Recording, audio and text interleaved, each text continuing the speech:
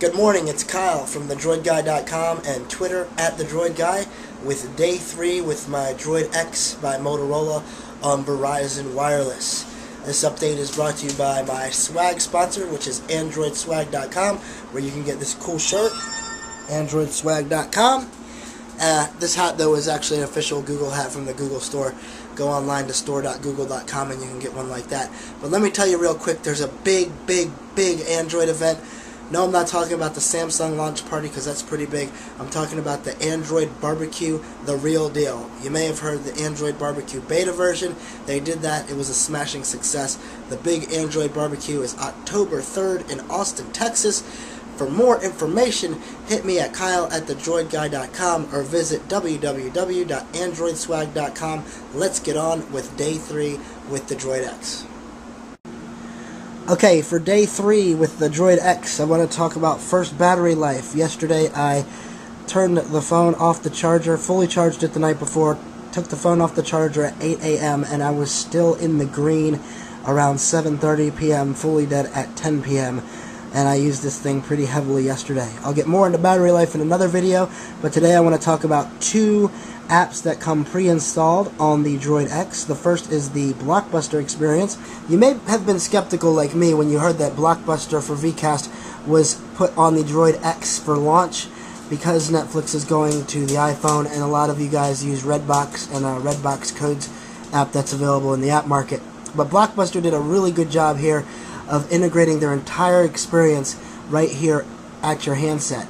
As you notice, the catalog loads up with 125,000 movies, a lot of new releases that are video store ready and not, being embargoed or what have you for a later date as you would with Netflix.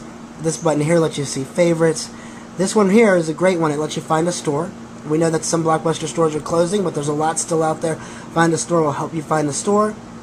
My library shows the movies that you either downloaded for rental or purchase, and later on they've assured me that actually the blue boxes will be in the My Store feature, or Find a Store feature, excuse me. My library, let's talk about Blockbuster for a second. You have a choice of downloading movies as rentals to be viewed on one device, this device, and with the display here, it's a beautiful viewing experience. Or you can stream it and download it for purchase, for the purchase price, and then you can view it on this device or a set-top box delivered to your home, but you can watch it on multiple devices. This is great for, if you want to watch the same movie as your wife back at home, if you're on a trip, you want to set something up for the kids from your home, from your office while they're at home. Whatever you purchase here, if you do it, you can view it on one device, and if you purchase the movie for full purchase, you can put it on your set-top box, also your PC or your Android device. It also shows you on your phone purchases and rentals.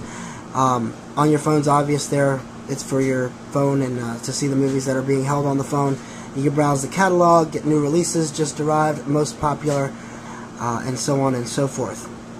It's powered by Vcast, and unlike the iPhone app for Netflix, it's downloadable. It's not streaming, so once you download the movie, which takes about 10-20 minutes based on your connection speed, you have the movie to watch. Once you begin watching a rental, you have 24 hours to watch it, and if you purchase the movie, of course, you can watch it as many times as you want. And that's Blockbuster. On to the next app. The next big pre-installed feature on the Droid X is it comes pre-installed with Swype, a favorite keyboard application for many Android users. You know that you swipe words with your finger instead of actually having to hunt and peck and type on keys. The reason I wanted to highlight this is because some people weren't clear. I tweeted about it yesterday, and I was in the Android Guys chat and also the Tiny chat afterwards, and people still didn't quite understand that one of the big issues people have been raising about Swype is there was no microphone for 2.1 to support voice to text. And here, see this camera, you can't see very well, but right here is the microphone button. So you hit the microphone button, and of course speak now. So it's going to use the same voice recognition that the regular keyboard does.